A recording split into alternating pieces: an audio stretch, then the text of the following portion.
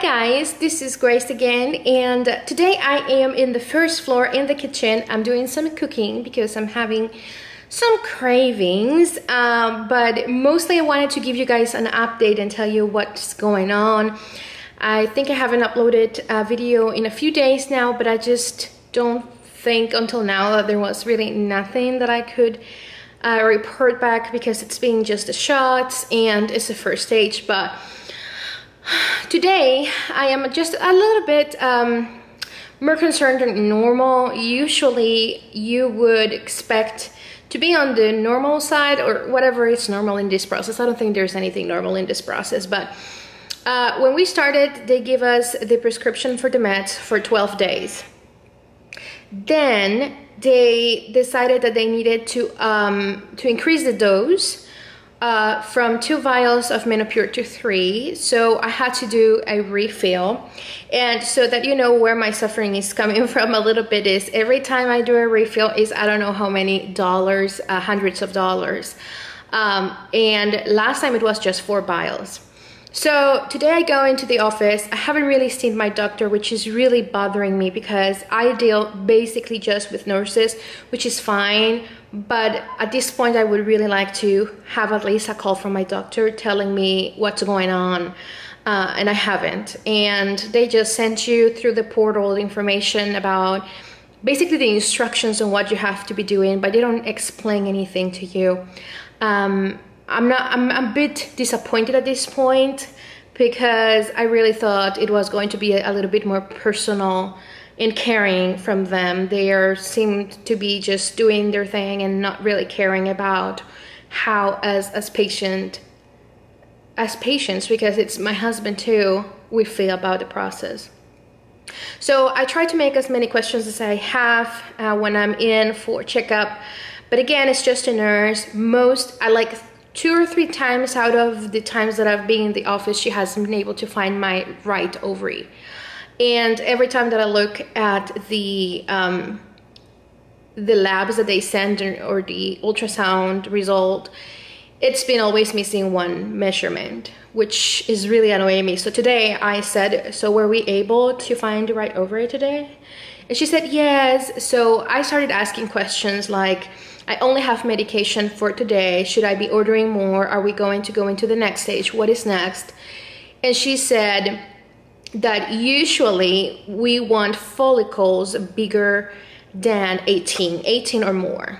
And mine are at 14 today. And today is the day number 11th of this cycle or of this, this whole first phase. Which meant that I would have to reorder meds for at least Wednesday, so 2 more days, and possibly into Friday.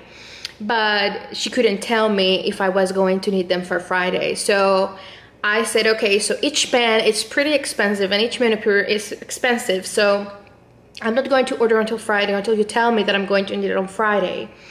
So she said, so just go ahead and order for Wednesday so that you have enough for Wednesday. And then we'll see if you need it for Friday.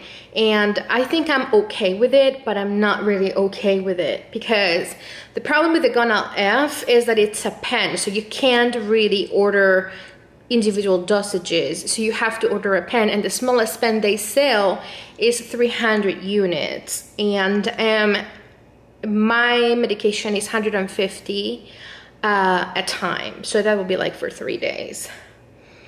Anyhow, every time that we have to do refills is a bunch of money, which is just driving me a little bit insane because it's always money that you just didn't have in your radar and it's coming out of nowhere.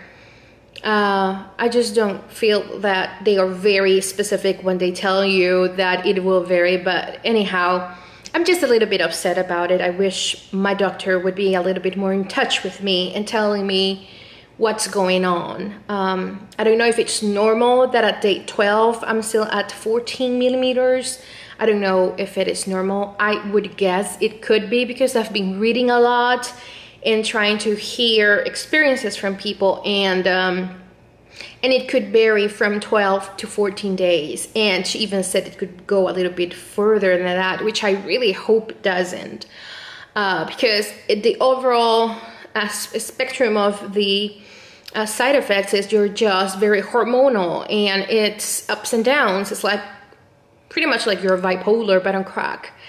And you can be very happy and fine, and then you can be very miserable and crying and just feeling crampy, and you know, it's not cool. And I can deal with that. I can deal with the shots. It's not so bad. I mean, I've been fine. It's just I'm a planning person. I do planning for a living. So for me not to know precisely if I'm going to need more meds, if it's going to be more money, that I cannot really manage a good budget, it's killing me. It's really just getting into my nerves, the whole uncertainty thing. So I'm really hoping that they finish this whole process this week. I'm just crossing my fingers and praying the Lord for it to be over, so that we can start the whole thing on the transfer and just get it out of my body, and yeah, and just move on. I really need to move on at this point. I've been really stressed out. But other than that, everything seems to be steady. She keeps telling me that it's good, that I'm responding. But anyhow, I'm just really want this to be over. And since I've been having all kinds of different funny side effects, I've been craving one of my favorite desserts back from Costa Rica that you can't find here. And funny enough, I've never made it because it's something so common that you would go anywhere and you would just buy a piece of, it's called Torta Chilena, which is like 1,000 leaves cake or something. It's basically leaves of a very crunchy pastry, and in between the layers you have dulce de leche. It's really good. Like, it's really good. So I saw one video of somebody that I trust and know from back in Costa Rica. She's a chef and she was explaining how to do it. It looks quite easy. So I'm doing it, and I'm gonna show you quite, you know, badly, because my kitchen right now is a mess because I'm actually still in the process of making it. You bake individually each leaf. And I'll show you when it's done as well, so you guys have a sense of what it is and why I'm so desperately in love with it. And I really wanted to have it after more than 3 years without tasting anything like it. But I'll show you what it's on the oven. Alright guys, so this is what it's on the oven. As you can tell, that is just one leaf, and you bake one by one. This would be one leaf already baked, and then on between every layer you would go with this, which is dulce de leche. And I'll just show you once it's done. I am using the bottom of my saucepan because I didn't really have anything circular where I could put them to cool down. So I'm gonna show you once it's done. Alright guys, so I wanted just to give you a little bit of heads up of what I'm doing and what it is that and how it's done. So this is one layer, and I have 3 more left. So this is basically flour, powdered sugar, eggs, and that's it. That's pretty much everything. And then you just flatten it into a specific mold. I don't have the one that I should have, but this does it just as good. And then once you have flattened it, I use this with a film so that it doesn't get stuck to me, to my roll. And then I'm just going to go with a fork so it doesn't bubble up on me.